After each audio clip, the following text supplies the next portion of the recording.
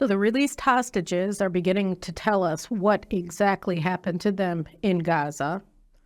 But at the same time, the United States and Qatar are telling us, don't listen.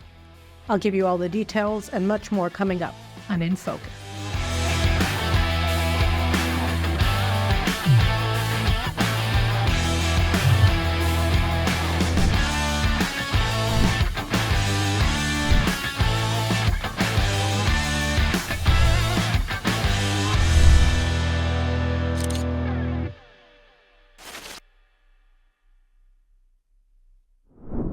Welcome to In Focus. Over the past several days, we've seen the hostages, particularly the children, older women, and some of the mothers coming out of Gaza in the humanitarian pause, or whatever we're calling it now, where Israel has stopped its ground offensive in order to implement this hostages for resupply to Hamas and release of terrorists at a ratio of 3 terrorists to each child being released. And we're starting to get some of the stories and also see some of the evidence of just how evil Hamas was. If anybody had this idea that October 7th was some sort of a deviation from a norm, we understand that that's not true.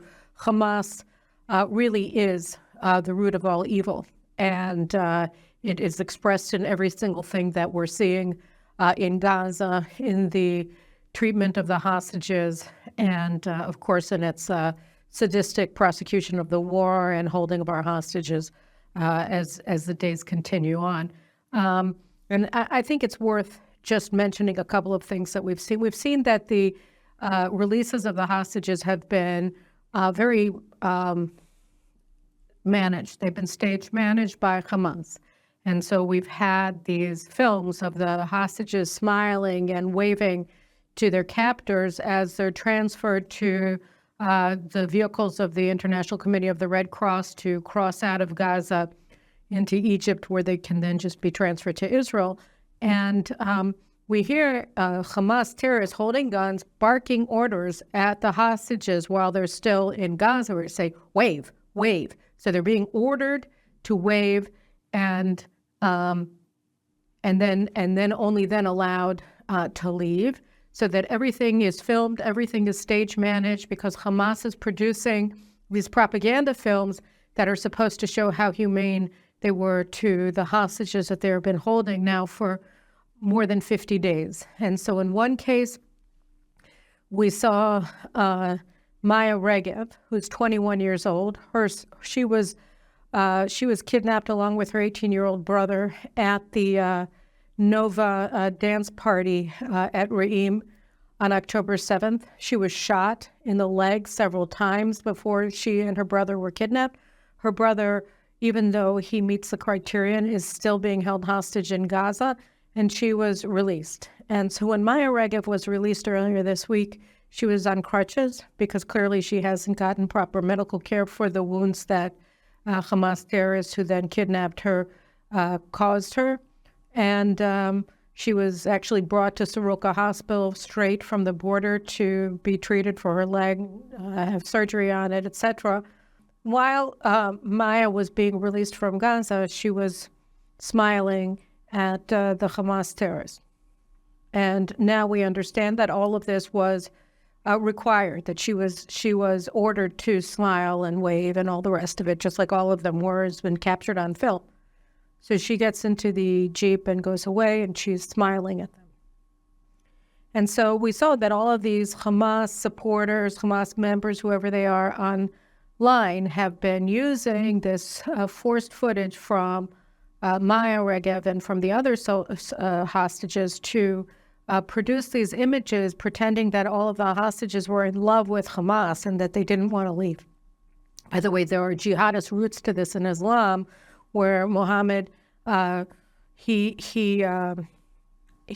kidnapped, he annihilated the family of a Jewish woman. He killed everybody in the family. He stole her away from the family and raped her and forced her into marriage. And then she was upheld as this paragon of Islam who really was happy that he murdered her family and took her as a captive woman, because because she had seen the light of Islam. So this is sort of the repetition of that kind of jihadist idea that you see translated or transmitted in these propaganda films that Hamas is putting out. So they put this up, and then we saw on the Israeli media the footage of Maya Regev. We didn't see her. She's lying in a hospital bed, finally being reunited with her family. Of course, her brother is still in Gaza.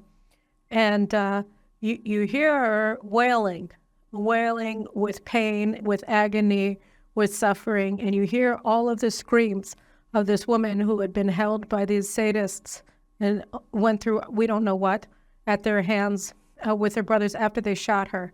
And yet here we have this wretched, sadistic enemy that's presenting her as some sort of collaborator with their evil. And it's sick, and it's not only her. We saw with the story of others, just looking at the lists, Alma and Noam Or. Alma and Noam Or were yesterday's released hostages were children, all of them from near Oz. Almost the entire kibbutz was either killed or taken captive in Gaza. And so Alma and Noam Or were kidnapped from Be'eri kibbutz. The Hamas, they were in their safe room. Hamas lit their house on fire, and the parents were there in the safe room with the kids, and they escaped through the window, and they hid. The children did, and they were taken captive. What they didn't know was that their mother was killed on October 7th, and their father separately was kidnapped by Hamas and is still in Gaza. The first that they heard that their mother has died and that their father is a captive in Gaza was when they came home last night. They didn't know. So they came back to Israel, and they discovered after 52 days in captivity that they've been orphaned from their mother and that their father is still a hostage in Gaza, and they didn't even know he was there. And their uncle told The Guardian that what they told their family was just how poorly that they were treated. We know that the hostages were malnourished. They were starved, actually. They were denied consistent food. They were denied sufficient food. Their basic needs were not met. They weren't allowed to go to the bathroom for hours and hours and hours. They got no medical care. Yagil Yaakov, who he and his brother, or Yagil is 13, Or is 16. Yagil actually turned 13 in Gaza. They were held by Hamas, Islamic Jihad. And Yagil has a very severe peanut allergy, and of course his parents gave the EpiPen to the Red Cross, and Hamas never accepted it, so he was under constant threat of death because of his peanut allergy, but nobody cared. We had one woman who came back in critical condition. She was, her temperature was 28 centigrade. She had 50 beats per minute in her heart, and she's in the intensive care unit at Sheba Hospital. And most of the older people who were brought back were in severe condition. So, I mean, we're talking about a whole-scale torturing, terror, humiliation, constant humiliation of the hostages even after they were freed. And the torture, that they haven't abided by the deal. They let out one 13-year-old girl and left her mother in, and then they pretended they didn't know where the mother was, even though the girl and the mother had been held together the entire time until 2 days before the child was released. She was separated from her mother. So it's all a lie. And then, we have the fact that the Palestinian people, such as they are in Gaza, all support Hamas. One of the hostages retold that he was actually able to escape from Hamas, and he spent 4 days trying to make his way back to Israel until he was found by Gazans and returned to Hamas because they support the abduction and holding of Jewish hostages in Gaza. And this wasn't all. Last night, when the hostages were transferred from Hamas to the Red Cross, and they're in these 3 Red Cross jeeps that are supposed to be making their way out of Gaza, you had this mob of locals, of Gazans, many of whom were children, who were threatening to kill the hostages while they were still in Gaza. They were climbing up on the jeeps and beating on the doors and the windows and terrorizing the hostages while they're still in Gaza before they cross the border. So long as they haven't crossed out of Gaza, they're completely under Hamas's control. So we see that the violence, the hatred, the evil being perpetrated by Hamas is wildly supported by the people of Gaza and, of course, by the people in Judea and Samaria as well, who support Hamas on October 7th slaughter even more than the people of Gaza do. We have the Bibas family. We have the 2 infants, a 10-month-old and the 4-year-old and their mother, who were videotaped being kidnapped to Gaza. And so, a lot of people have been very vocal about the fact that we want to see them home. And Hamas keeps refusing to release them. And they're using them as human shields. They were transferred to the PFLP, which is Popular Front for the Liberation of Palestine. It's a PLO terrorist organization that receives a lot of money. Its affiliated NGOs are funded by European governments and had in the past as well been funded by USAID. And everybody was very angry when Israel exposed that they're PFLP front groups. So the PFLP is like the user-friendly Palestinian terrorist organization. They're the ones holding the Bibas family, according to the Palestinians.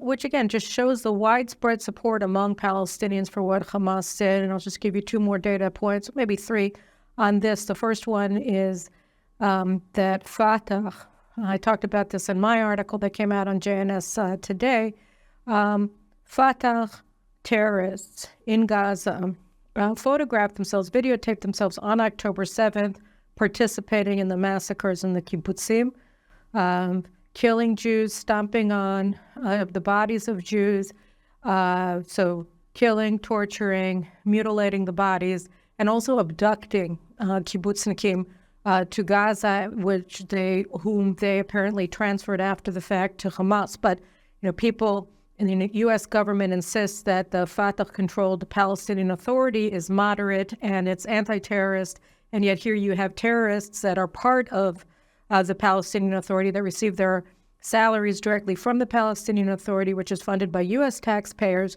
and they proudly participated in the slaughter of October 7th. Okay, they engaged in it. It wasn't their plan, but as soon as they found out about it, they joined in with their rifles and with their headbands from Fatah as opposed to Hamas. They videotaped themselves engaging in the slaughter and the sadism and the abduction and the torture. And so that's one data point. Another data point is that senior Fatah and PA official Jibril Rajoub, who was for a very long time a negotiator with the Israelis. He speaks pidgin Hebrew, and he's from Hebron, and he was the head of one of the security services in Judea that was very supposedly friendly to Israel. It never really was. It was all a lie. But anyway, so Jibril Rajoub gave an interview, I think to Al Jazeera, but I'm not sure, yesterday, where he explained that that he justified the slaughter of October 7th. He celebrated it as an act of liberation. He said that what the Palestinians seek is the unification of all of the forces of resistance, including the PA, the Palestinian Authority, including Fatah, with Hamas, that they're going to unify and wage the war for the liberation of all of Palestine, which means the destruction of Israel, which of course is what we're hearing throughout the West, from the river to the sea. So they want to annihilate Israel. This is one of the heads of the Palestinian Authority just speaking openly, saying this. I mean, it's not surprising. Jibril Rajoub has a track record of applauding Hitler and just, getting angry at him because he didn't kill all of the Jews. But this is actually not a deviation from the norm. This is the norm. And then the third thing I think that it's worth mentioning is what happened in Tulkarm last Friday night. So Tulkarm is just a kilometer away from the Cross-Israel Highway, so, from Tulkarm and from a major junction. So they can just get onto the highway, drive anywhere that they want to in Israel. They're very, very close to Netanya, just down the road from Netanya, and even closer to the town of Kfar Yona. So these are major Israeli population centers in the Sharon area of Israel, and there's Tulkarm. and in Tulkarm, which is supposedly, relatively moderate, they had a public lynching on Friday night where two Palestinians, you can't get your hands on a Jew, so accuse a Palestinian of hate, of liking Jews, and you can kill him instead as a surrogate. So that's what they did. They accused two of their fellow Palestinians of cooperating with Israeli counter-terrorist operations. Hamas did this. And to the cheers of a crowd of thousands and thousands of people, they took these two men who were accused of collaborating with Israel, who were already clearly victims of prolonged torture. Their bodies were all mutilated by the time that they were dragged out, and they publicly hanged them upside down from this electrical tower. And, everybody was cheering and whooping, and then they left the bodies there to be attacked and mutilated. And, when you think about the nature of a society that does this, and we've already talked about the opinion poll, the survey of Palestinians undertaken a week and a half ago by Birzeit University in Ramallah that showed overwhelmingly the Palestinians, particularly in Judea and Samaria, 86% of them support the massacre, the slaughter of October 7th, support the annihilation of Israel, support Hamas, that this is what they want. And they, like Jibril Rajoub, want a unity government of all of the terror groups, Hamas, Fatah, Islamic Jihad, in a joint operation to annihilate the Jewish state and the Jewish people. So these are supposed to be the moderates, and they're barbarians, they're savages, and they revel in their savagery, and they're 1 kilometer from the Cross-Israel Highway. You would think, right, after October 7th, that if there was one thing that anybody learned, they learned that Palestinian society is organized around the principle of genocide, of conducting another Holocaust. They had a one-day Holocaust in the border towns and at the Nova Music Festival on October 7th. It led to the largest single-day massacre and slaughter of Jews since the Holocaust. We all know this. So we would have thought that looking at this event, that the Biden administration and the governments of the world would, and of course the UN and all these other groups, would have awoken the Democratic Party to the fact that there is a really big problem, a big, huge, ugly, gaping gash at the heart of the concept of a two-state solution. And that gash, that ugly hole that is impossible to fill, is the fact that the Palestinians, such as they are as a society, are organized around the principle of the annihilation of Israel and nothing else. And when you're faced with a society like this that is by design genocidal, you can't have peaceful coexistence of two states living side by side, each in peace and security with the other, because one side, Israel, has repeatedly shown that it's willing to do this, and the other side has repeatedly shown that it's unwilling to do it. One side, Israel, is willing to share the land, and so that we can all live in peace and prosperity and happiness and peacefully coexist with one another. And the other side wants to, and does in fact, burn our babies alive and conducts mass rape and torture of our women. And that's just the fact. Okay, and you can't look at what happened on October 7th, really, and come away with a different understanding of things. Elon Musk, the owner of Twitter, was just here. The richest man in the world was here this week. He went with Prime Minister Netanyahu to Kfar Aza. He saw what happened, and he left with some very clear understanding that, Palestinian society needs to be denazified. And until that happens, you can't be going along with any of these ideas. Well, right now it's a Nazi society, only even worse, because at least the Nazis tried to hide their crimes because they recognized there was something wrong with burning babies alive. But not the Palestinians. They celebrate this, right? So, he could understand that, but President Joe Biden can't, and Secretary of State Tony Blinken can't, and they keep saying over and over again, right, that the post-war settlement of Gaza has to involve the establishment of a two-state solution, a Palestinian state. They want the Palestinian Authority. Jibril Rajoub's guys, Mahmoud Abbas, who, denies the Holocaust, denies the atrocities of October 7th, refuses to condemn them, blames Israel for the attacks that he and his terrorists and his colleagues in Hamas have been carrying out against us, right? That these people are supposed to get a state, they're supposed to take over Gaza, right? And on the backs of our soldiers, and that this is going to bring about peace. President Biden just tweeted about this again this week, not for the first time. And Secretary of State Tony Blinken is coming here this week, I think, for the fourth time. I thought it was the seventh time, but then I was correct. It's the fourth time since October 7th. And he wants to talk to us about the post-war settlement. But that's not all he wants to talk with us about. He wants to talk about not going back to war. Letting our hostages who are being tortured every day come out in dribs and drabs. Some are probably dead, some are alive. Let's see. But the United States is demanding that Israel accept such limits on our military operations that they're making it, as I explained in my latest column, that the United States is the primary obstacle to an Israeli victory. That they're essentially telling Israel, you can't fight, you can't win. Because anything that you need to do in order to secure victory requires collateral damage, because the Hamas way of war is to kill us from behind its own civilians so that they're caught in the crossfire. And by the way, civilians don't mind, but that's beside the point. Even if they did mind, they wouldn't have a choice. So the Americans are saying, well, you just have to deal with that. You can't kill Hamas.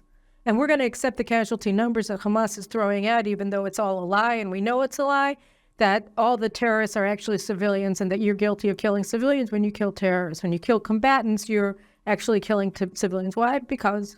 So Tony Blinken is coming here this week to try to force us either to prolong the ceasefire and enable Hamas to survive, or to tell us that in the next stage of battle we'll have to curtail our military operations to such a degree that we're placing all of our men at risk, and we can't actually defeat Hamas. It's particularly true of the limitations that the Americans are trying to force Israel to accept on our operations in southern Gaza, where most of the Hamas terrorists are now located.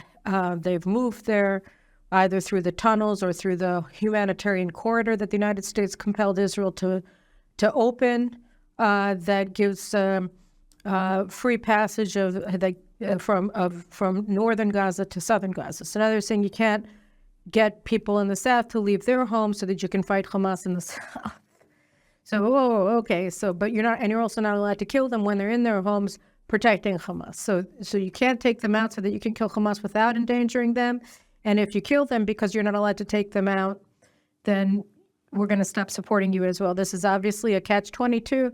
That is very deliberate on the part of the Biden administration. And one of the most alarming things about this is that the United States is doing this and increasingly discrediting Israel and our right to self-defense while pretending to support our right to defense in partnership with Qatar. And here I just want to say a couple of things about Qatar, because one of the weird things that we've seen happen over the past 2 months, right, is that Qatar is Hamas's primary state sponsor.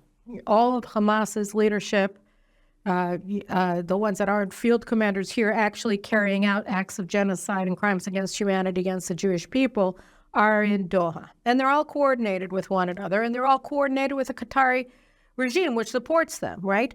And so, we're looking at a situation where Qatar gives Hamas, they've given them over $1 billion since 2014, okay? So they're giving them over $100 million a year.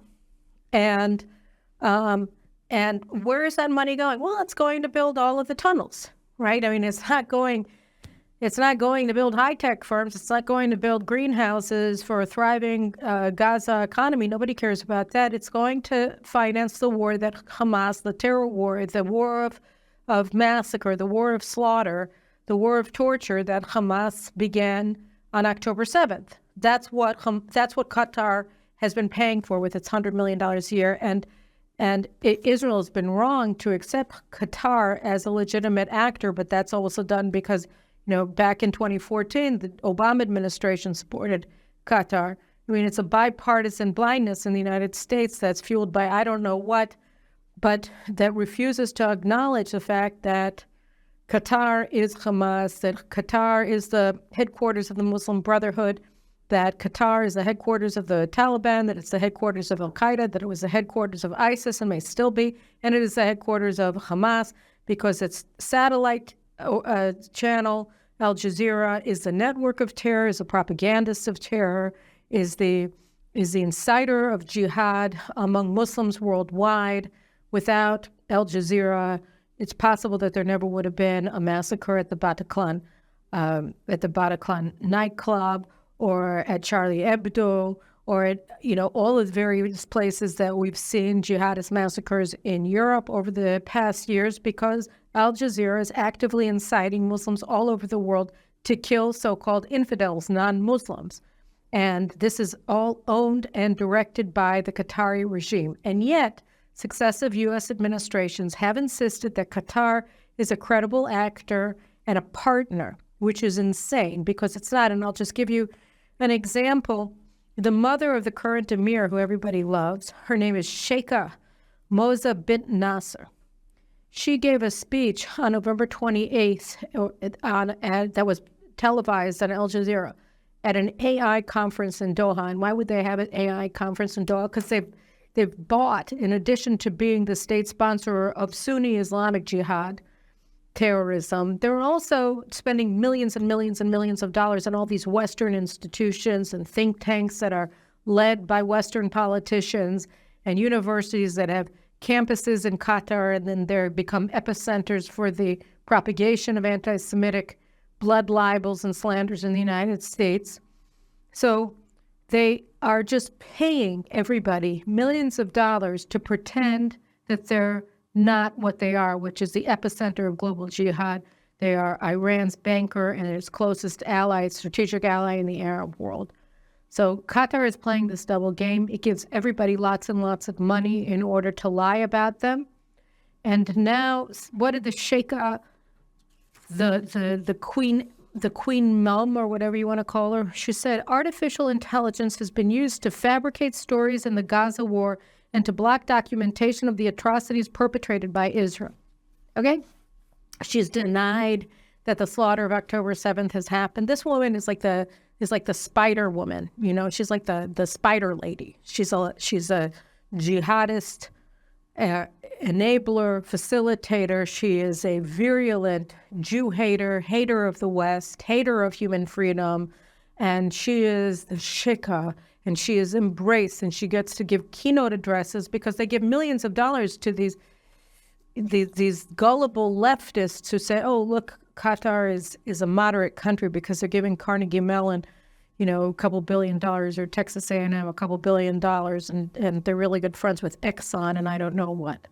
So the Qataris, they landed in Israel on Saturday, right, to make sure to mediate the ceasefire, to come in and save the day when Hamas was refusing to let hostages out and lying and saying that Israel wasn't abiding by its part of the deal, which, by the way, Israel shouldn't abide by from a military perspective because we're allowing Hamas completely to resupply its forces through this lie of humanitarian assistance, right? 200 plus truckloads of stuff are coming into Gaza every day, and it's all controlled by Hamas, and they're completely restocked, resupplied, ready to go back to war with us, mapping the locations of all of our forces and everything under the headline of humanitarian assistance, which even the Biden administration knows it's not assistance for any human beings, but only for these Nazi monsters from Hamas. But they're completely resupplied, and they're ready to go. And Qatar wants them to keep being ready to go, and they want them to survive. They want them to win the war, because for Hamas to win the war, all they have to do is survive. And so they now have this envoy here, the Minister of State, another Al-Thani, and it's the whole clan that controls that jihadist emirate. And he said, really, it's not realistic to talk about Hamas being destroyed in this war. We want Hamas to survive this war, which means we want Hamas to win. We want Israel to lose. And unfortunately, we heard that view parroted by the U.S. Chairman of the Joint Chiefs of Staff, General Brown, who said this 2 weeks ago. He said, might not be realistic. It doesn't seem realistic for Israel to conquer Gaza. So, well, it's not realistic if the United States says that we can't actually do any effective ground maneuver in South Gaza, which is where most of the terrorists are now located, including the command and control center, including the terror leaders So yeah, if you're going to put us in a box and not let us move, and by the way, a lot of the resupplies being weirdly delayed, we're looking at a situation where, in collusion with Qatar, the United States is working to undermine Israel's war effort. And all of this in the face of what I started this conversation with, the incredible, total, pure, unvarnished evil that is Hamas, right? And so you have to ask yourself, I ask myself all the time, like, what on earth is going on here? How can the United States government, how can the Biden administration not support a total Israeli victory over these people? And I'm just going to leave that question open, because I think, what strategic interest can the United States have that involves facilitating the survival of Hamas? And by the way, what strategic interest or political interest is advanced for the United States, for the Biden administration, of wanting to form a terrorist state that, from the inception of the concept of a Palestinian people, in the 1930s or in the 1960s, whenever you want to start counting, they've been a group of people that have been organized around the principle of the annihilation of Israel. So why would you want to give them a state where they'd be able to be in a position to carry out the goal of the sole goal of their existence? These are sort of rhetorical questions, because the answer is, unless all you care about is the Muslim vote in Dearborn, Michigan, and that may be it, but I can't imagine that it's all involved here. There's no American interest that's advanced by undermining Israel's ability to win this war. Everything, it's rare in life that you have something that's so cut and dry, that's so black and white. But here it is, right in front of our face, and it's a source of extraordinary frustration and apprehension when we see that here is America in the face of the atrocities of October 7th, in the face of the ongoing crime against humanity, which is the torture of our hostages and their continued incarceration, or whatever you want to call it, at the hands of this evil, evil entity in Gaza, that anybody can consider it reasonable to give them any succor, any assistance of any kind in any way. We'll have to see what happens when Blinken comes here, how he discusses, how he justifies, if he's asked to justify this position by anybody. I hope somebody will step up to the plate and ask him the tough questions that have to be asked, and we'll anticipate some answers. It's something that he has to be called to account for. Why is he doing this? Anyway, those are my thoughts for today, and we'll revisit this issue and others later on this week. Take care.